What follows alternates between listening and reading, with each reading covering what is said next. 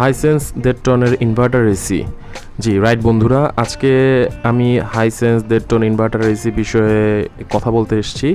Basically এটা সরাসরি review না, এটা just first impression.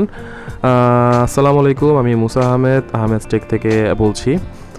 Hisense 1.5 ton inverter AC খুব রিসেন্ট আমি কিনেছি, যেটা কিনা খুব রিসেন্ট বাংলাদেশে লঞ্চ করেছে, এক সপ্তাহ আগে এটা ইনস্টল করা।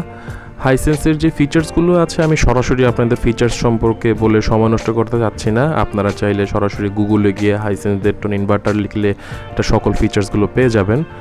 আমার বাসার রুমের সাইজটা হচ্ছে 124 স্কোয়ার ফিট। এর মধ্যে ইনভার্টার এসি 1.5 টন হিসাবে যথেষ্ট, এবং এটা খুব দ্রুতই কাজ করে এবং যথেষ্ট ভালো ঠান্ডা করে। এরপর পরই আসি এটার বিলটা নিয়ে। লাস্ট এক সপ্তাহ ইউজ করার পর আমি বিল রেশিও পেয়েছি অ্যাভারেজলি 30 থেকে 35 টাকা, বরাবর 5 থেকে 6 ঘন্টা ইউজ করার জন্য।